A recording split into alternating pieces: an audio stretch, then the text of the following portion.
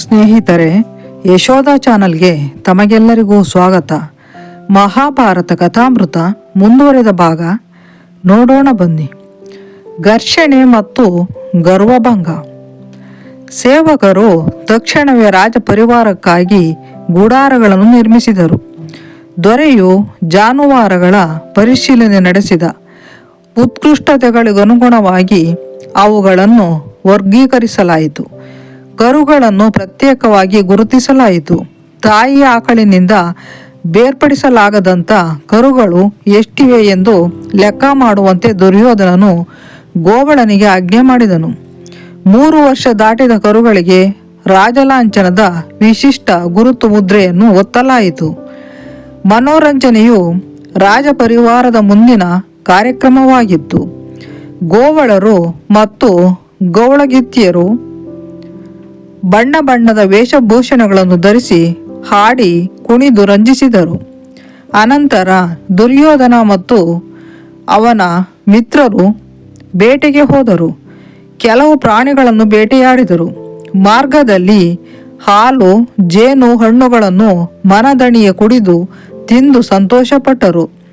ಮುಂದೆ ದುರ್ಯೋಧನನ ಪರಿವಾರವು ರಮಣೀಯವಾದ ದ್ವೈತ ಸರೋವರಕ್ಕೆ ಬಂದಿತ್ತು. ಇದೇ ಸಮಯದಲ್ಲಿ ಸರೋವರದ ಸಮೀಪ ಯುಧಿಷ್ಠಿರನು ಸಾಧ್ಯಸ್ಕ ಎಂಬ ಯಜ್ಞವನ್ನು ಮಾಡುತ್ತಿದ್ದನು. ದ್ವೈತ ಸರೋವರವನ್ನು ತಲುಪಿದಂತೆ ದುರ್ಯೋಧನನು ದ್ವೈತವನದ ಸುತ್ತಮುತ್ತ ವಿಲಾಸದ ಕುಟೀರಗಳನ್ನು ನಿರ್ಮಿಸುವಂತೆ ಆಜ್ಞೆ ಮಾಡಿದನು. ದೊರೆಯ ಆಜ್ಞೆಯನ್ನು ಕಾರ್ಯಗತಗೊಳಿಸಲು ಸೇವಕರು ಮುಂದಾದರು. ಕೌರವ ಸೇನೆಯ ದಂಡನಾಯಕ ದ್ವೈತ ಸರೋವರದ ಮಹಾದ್ವಾರದ ಬಳಿಗೆ ಬಂದಾಗ ಕಾವಲು ಕಾಯುತ್ತಿದ್ದ ಶಸ್ತ್ರಾಸ್ತ್ರ ಸಜ್ಜಿತ ಗಂಧರ್ವರು ಅವನನ್ನು ತಡೆದರು.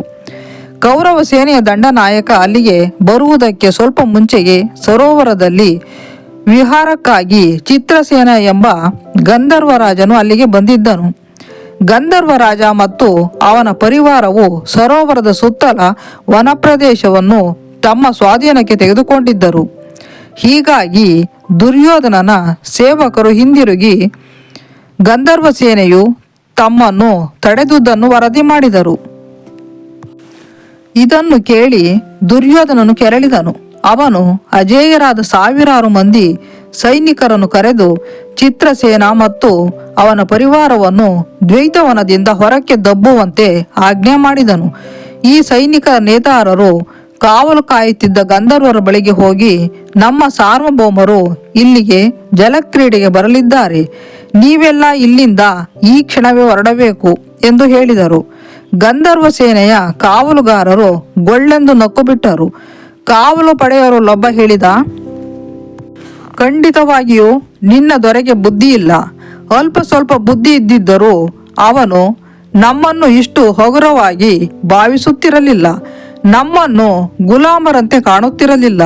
ಸ್ವರ್ಗಲೋಕದ ನಮಗೆ ಆಜ್ಞೆ ಮಾಡುತ್ತಿರಲಿಲ್ಲ. ನೀವು ಅಷ್ಟೇ, ಸಾವೇ ನಿಮ್ಮ ಹಣೆ ಬರಹವಿದ್ದಂತಿದೆ. ಇಲ್ಲದಿದ್ದಲ್ಲಿ ಆ ಮೂರ್ಖನ ಮಾತುಗಳನ್ನು ಮತ್ತೆ ಮತ್ತೆ ಹೇಳುವ ಅವಿವೇಕವನ್ನು ತೋರುತ್ತಿರಲಿಲ್ಲ.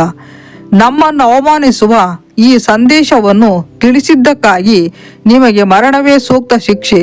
ಆದರೆ ನೀವು ಸಂದೇಶ ತಂದ ದೂತರಾದ್ದರಿಂದ ನಿಮ್ಮನ್ನು ಬಿಡುತ್ತಿದ್ದೇವೆ. ತೊಲಗಿ ಇಲ್ಲಿಂದ. ಸೈನಿಕರು ದುರ್ಯೋಧನನಲ್ಲಿಗೆ ಧಾವಿಸಿ ಗಂಧರ್ವ ಸೇನೆಯ ಕಾವಲುಗಾರರು ಹೇಳಿದ್ದನ್ನು ವರದಿ ಮಾಡಿದರು. ಶೂರ ದುರ್ಯೋಧನನಿಗೆ ಕೋಪ ನೆತ್ತಿಗೇರಿತು. ಅವರು ಗಂಧರ್ವರು ಕುಬೇರನ ಸೀಮೆಯವರು ಎಂದು ಹೆದರಬೇಡಿ. ನಮ್ಮ ಪ್ರದೇಶದ ಮೇಲೆ ಆಕ್ರಮಣ ಮಾಡಿದರೆ ಇಂದ್ರನು ದಂಡನಾರ್ಹ ಎಂದು ದುರ್ಯೋಧನನು ಆಜ್ಞೆ ಮಾಡಿದ. ಆಜ್ಞೆ ಕೇಳಿದ್ದೇ ಧೃತರಾಷ್ಟ್ರನ ಪುತ್ರರು, ಸೇನೆಯ ಅಧಿಕಾರಿಗಳು ಅಗಾಧ ಕೌರವ ಸೇನೆಯೊಂದಿಗೆ ಯುದ್ಧಕ್ಕೆ ಹೊರಟರು. ಖಡ್ಗ ಹಿರಿದು ಗಂಧರ್ವ ಕಾವಲು ಪಡೆಯ ಮೇಲೆ ಬಿದ್ದರು. ಕಾವಲುಗಾರರು ತಡೆಯಲೆತ್ನಿಸಿದರೂ ದುರ್ಯೋಧನನ ಸೇನೆಯಲ್ಲಿ ಸೈನಿಕರು ಹೆಚ್ಚಾಗಿದ್ದರು. ಕೆಲವೇ ಮಂದಿ ಗಂಧರ್ವರ ಕಾವಲುಗಾರರು ಪ್ರತಿಭಟಿಸಿದರು. ಇನ್ನೂ ಕೆಲವರು ಜೀವ ಉಳಿಸಿಕೊಂಡು ಚಿತ್ರಸೇನನ ಬಳಿಗೆ ಧಾವಿಸಿ ನಡೆದುದೆಲ್ಲವನ್ನು ವರದಿ ಮಾಡಿದರು. ಚಿತ್ರಸೇನನು ಕೆರಳಿ ಕೆಂಡವಾದ. ದುರ್ಯೋಧನನ ಸೇನೆಯನ್ನು ಬಗ್ಗು ಬಡಿಯುವಂತೆ ತನ್ನ ಸೇನೆಗೆ ಆಜ್ಞೆ ಮಾಡಿದ.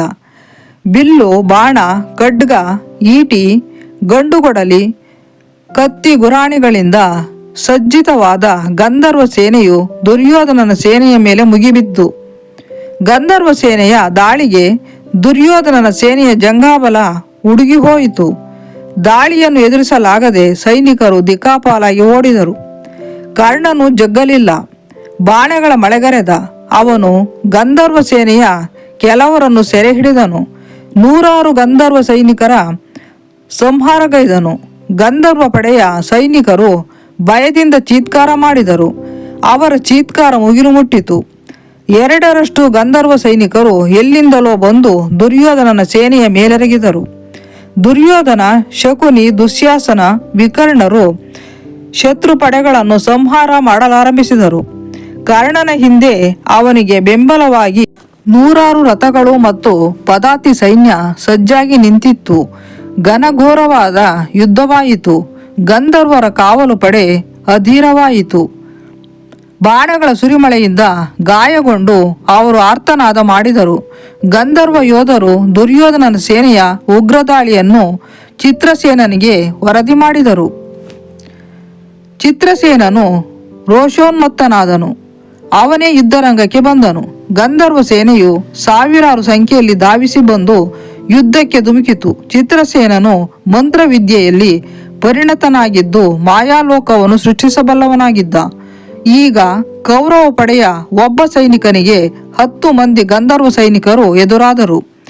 ಗಂಧರ್ವ ಸೇನೆಯ ಹೊಡೆತಗಳನ್ನು ಎದುರಿಸಲಾಗದೆ ಕೌರವ ಸೇನೆಯು ಕಂಗೆಟ್ಟಿತು. ಗಂಧರ್ವ ಸೇನೆಯು ಬಿಟ್ಟ ಬಾಣಗಳಿಗೆ ಕೌರವ ಸೇನೆ ಅನೇಕ ಮಂದಿ ಹತರಾದರು. ಮದಗಜಗಳ ಕಾಲ್ತುಳಿತಕ್ಕೆ ಸಿಲುಕಿ ಸತ್ತವರ ಸಂಖ್ಯೆ ಲೆಕ್ಕವಿಲ್ಲದಷ್ಟು. ರಥಗಳು ಮುರಿದು ಬಿದ್ದವು. ಅಟ್ಟಿಸಿಕೊಂಡು ಬಂದ ಗಂಧರ್ವರನ್ನು ಎದುರಿಸಲಾಗದೆ ಕೌರವ ಪಡೆಯು ಸಿಪಾಯಿಗಳು ರಣರಂಗದಿಂದ ಓಡಿ ಹೋದರು. ಕೌರವ ಸೈನ್ಯ ಹಿಮ್ಮೆಟ್ಟಿತು. ಆದರೆ ಕರ್ಣನು ಕಲ್ಲು ಬಂಡೆಯಂತೆ ಜಗ್ಗದೆ ರಣರಂಗದಲ್ಲಿ ನಿಂತಿದ್ದನು. ಎಲ್ಲ ದಿಕ್ಕುಗಳಿಂದಲೂ ದಾಳಿ ಮುಂದುವರಿದಿದ್ದರೂ 1000 ಮಂದಿ ಗಂಧರ್ವ ಸೈನಿಕರು ಕತ್ತಿ, ಗುರಾಣಿ, ಬರ್ಜಿ, ಬಿಲ್ಲು, ಬಾಣ, ಗದೆ ಮೊದಲಾದ ಅಸ್ತ್ರಗಳನ್ನು ಹಿಡಿದು ಎಲ್ಲ ಕಡೆಗಳಿಂದಲೂ ಪ್ರವಾಹದಂತೆ ನುಗ್ಗಿ ಬಂದರು. ರಥದ ಗಾಲಿಗಳನ್ನು ಮುರಿದರು. ಕುದುರೆಗಳನ್ನು ರಥಗಳಿಂದ ಬಿಚ್ಚಿದರು. ರಥದ ಮೇಲಿನ ಧ್ವಜಗಳನ್ನು ಕಿತ್ತೆಸೆದರು. ಗಂಧರ್ವ ಸೇನೆಯು ಕೌರವ ಸೈನ್ಯದ ಅಶ್ವಪಡೆಯನ್ನು ಸಂಪೂರ್ಣವಾಗಿ ಸದೆಬಡಿಯಿತು. ಅವರ ದಾಳಿಯ ಮುಂದೆ ಕರ್ಣನು ಅಸಹಾಯಕನಾಗಿ ವಿಕರ್ಣನ ರಥಕ್ಕೆ ಹಾರಿ ರಣರಂಗಕ್ಕೆ ಬೆನ್ನು ತೋರಿಸಿದನು. ಕರ್ಣನಿಗೂ ಮುಂಚೆ 1000 ಕೌರವ ಸೈನಿಕರು ರಣರಂಗದಿಂದ ಓಡಿ ಹೋಗಿದ್ದರು. ಈಗ ಆಧಾರ ಸ್ತಂಭವಾಗಿದ್ದ ಕರ್ಣನು ಪಲಾಯನ ಮಾಡಿದ್ದ. ಆದರೂ ದುರ್ಯೋಧನನು ಅಧೀರನಾಗದೆ ಯುದ್ಧವನ್ನು ಮುಂದುವರಿಸಿದ. ಅವನನ್ನು ಸಂಹರಿಸುವ ಸಂಕಲ್ಪ ಮಾಡಿದಂತಿದ್ದ ಗಂಧರ್ವ ಸೇನೆ ಅವನ ರಥವನ್ನು ಸುತ್ತುವರಿಯಿತು. ಹರಿತವಾದ ಬಾಣಗಳಿಂದ ದಾಳಿ ಮಾಡಿ ದುರ್ಯೋಧನನ ರಥದ ಗಾಲಿಗಳನ್ನು ನುಚ್ಚು ನೂರಾಗಿಸಿದರು. ಸಾರಥಿಯನ್ನು ಕೊಂದರು. ದುರ್ಯೋಧನ ಧರಾಶಾಯಿಯಾದ. ಚಿತ್ರಸೇನನು ತಕ್ಷಣವೇ ಅವನ ಮೇಲೆರಗಿ ಅವನನ್ನು ಕೈಸೆರೆ ಹಿಡಿದ. ಮುಂದಿನ ಕ್ಷಣಗಳಲ್ಲಿ ದುರ್ಯೋಧನನ ಮಿತ್ರರಾದ ವಿಂದ, ಅನುವಿಂದರು ಸೆರೆಸಿಕ್ಕರು. ದುರ್ಯೋಧನನ ಪರಿವಾರದಲ್ಲಿದ್ದ ಸ್ತ್ರೀಯರನ್ನು ಗಂಧರ್ವರು ಸೆರೆ ಹಿಡಿದರು. ಮಹಾಭಾರತ ಮುಂದುವರಿಯಲಿದೆ. ಯಶೋಧ ಚಾನಲ್ಗೆ ಸಬ್ಸ್ಕ್ರೈಬ್ ಮಾಡಿ, ಶೇರ್ ಮಾಡಿ, ಲೈಕ್ ಮಾಡಿ, ಕಮೆಂಟ್ ಮಾಡಿ. ಧನ್ಯವಾದಗಳು.